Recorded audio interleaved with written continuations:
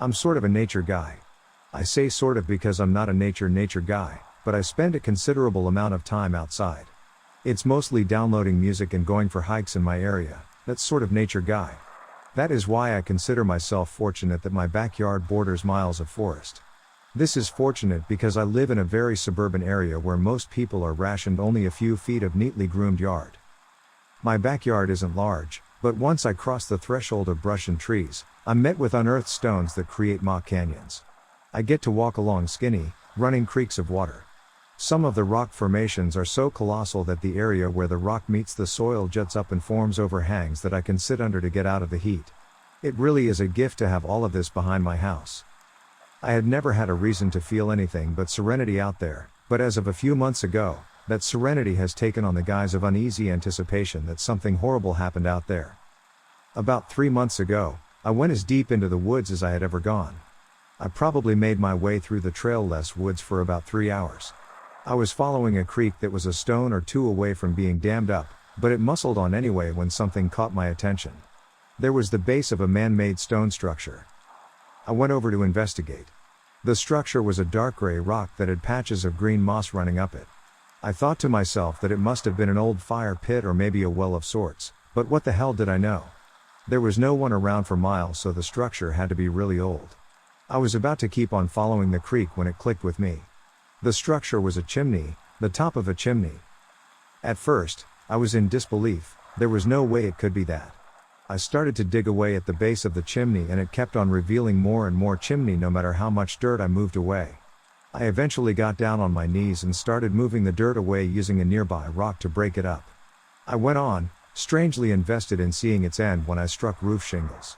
Yes, a few inches below the dirt were the roof shingles. I didn't know whether to think it was cool or terrifying. I hadn't decided yet. I did know that I was going to come back with some towels and move more dirt away because at the time I hadn't been completely freaked. The next weekend I hiked back out to the house. The house had been on my mind almost obsessively. I made my way out with a newly bought pickaxe and a shovel from my garage. After a pretty rough few hours, I made it to the house. I was able to remember its location using the creek as a guiding reference. For the rest of the day, I dug at the ground at a grueling pace, yet sure enough, a full-size roof was being revealed. When I had just enough time to make it back before sundown, I decided to go back home, but I left the tools propped up on the chimney. I was exhausted and drinking some water I had brought when I noticed how eerily quiet everything was. No animal chatter, no wind, just the persistent trickle of the creek. No, there was one more sound. It was muffled, but I followed it. It was a radio, and it was coming from the house. I pressed up against the roof and listened hard. The hum of a radio could be heard inside the house. Someone had to be living inside the house. I suddenly felt a sense of dread. I felt a sense of being miles from home and potentially not alone. I left immediately and made a leg-numbing trek back to my house. About 2 months later, I went back one last time. Curiosity got the best of me, and I wish I could say that I was smart and forgot about it, but come on, could you forget about this? I made it out to the house. It was the exact same way I'd left it, tools and all. There was no radio playing though. I had gone out there early so I had time. I got to work on digging out the roof. I dug a pathway to the edge of where I thought the roof would be so I could dig down the side of the house. Relatively quickly I made it to the edge and began down. I worked fervently and with great focus until I had about an inch of window exposed. I stuck my head into the hole to press up against the tiny sliver of the window, but I couldn't make out anything. I dug for nearly an hour more until I had the window almost completely exposed. I pushed up on the window and to my surprise, it slid open with ease as if it were new. The earth I was laying in fell away and I tumbled down into the house. It was dark, but my eyes were adjusting. I sat up. The light outside illuminated the room a bit and to my shock, the whole house was completely furnished and seemed like it was lived in and managed. The room I was in must have been a guest room. It was decorated in a very 2000s era fashion. Somehow the house had airflow too, and with my eyes now adjusted, I made my way to the bedroom door. I grabbed the knob and slowly turned it. The door didn't even creak as I peeked into the hallway. I couldn't see much, but I heard something. This time it wasn't a radio, it was someone crying. The hallway had an off-white colored carpet flooring and a wooden staircase that led to the presumed first floor. Down the stairs, I could hear the gentle cries of a woman. I froze up. I wanted to call out for her, but I knew I had crossed a personal boundary of mine hours ago when I decided to come out here. I must have been locked up for a minute or so when a new sound was born, footsteps, and they were coming up the stairs fast. I quickly shut the door and made a hard turn towards the window. I scrambled anxiously up the dirt mound that had let itself into the room through the window. Whatever was coming after me had opened the door and was gaining on me, but did not make a sound besides the heavy footsteps. I got out the window and slid it shut right as something pounded up against it. The whole time the woman downstairs never stopped crying. I didn't stop. I climbed out of the hole and tore off through the woods. The whole way back I felt followed by a sense of hopelessness and dread. I don't remember much from the run back, but when I got home I passed out on my couch.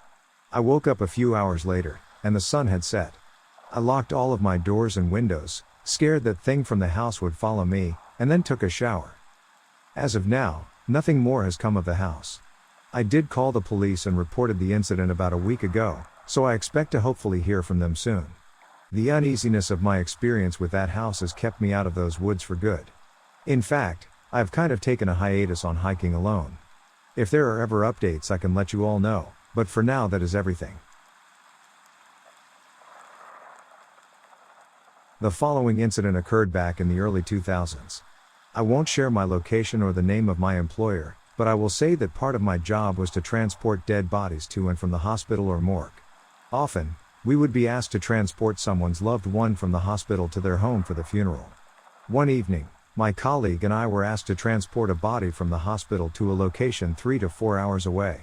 The drop-off location seemed like a countryside tucked far away from civilization. It's worth mentioning that traveling that far was not the norm for us. In this particular situation, the deceased, who was an adult, did not have any immediate family members. His elderly mother had requested this transport and was arranging a funeral near their village the next morning.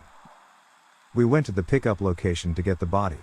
After reaching the morgue, we completed the necessary formalities, signed the paperwork, and loaded the coffin into our van.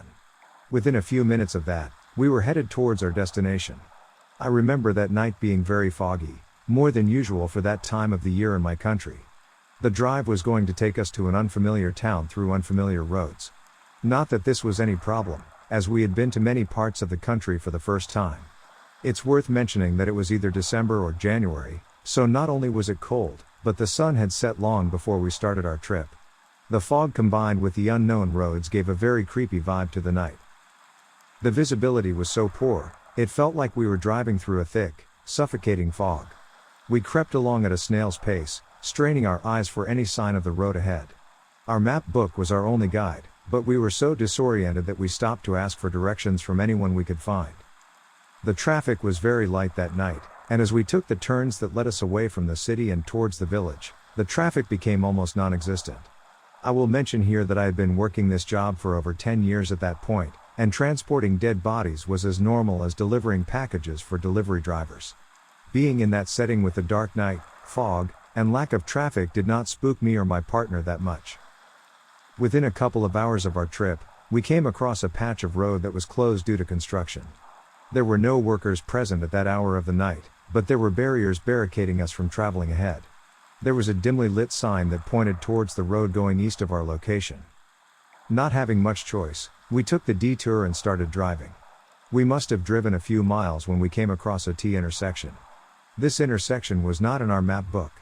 We stopped our van and started looking in either direction. The moon cast an otherworldly glow on the landscape, making it feel like a scene out of a horror movie. As I said earlier, the visibility was poor, so it's not like we could see anything anyway. After discussing among ourselves, we decided to make a right turn. We continued down this road. This road looked even more creepy and dark than the one we had come from. As we continued down the empty road, we must have hit a big pothole because we heard a loud pop coming from one of the tires. We stopped the van and got out to inspect.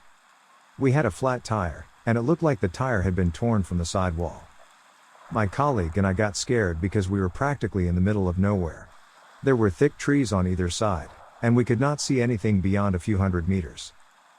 We opened the trunk of the van, got the spare tire and the tools, and started to jack up the van in order to change the wheel. As we were doing that, we heard footsteps coming from the distance. We looked around, but we couldn't see anyone.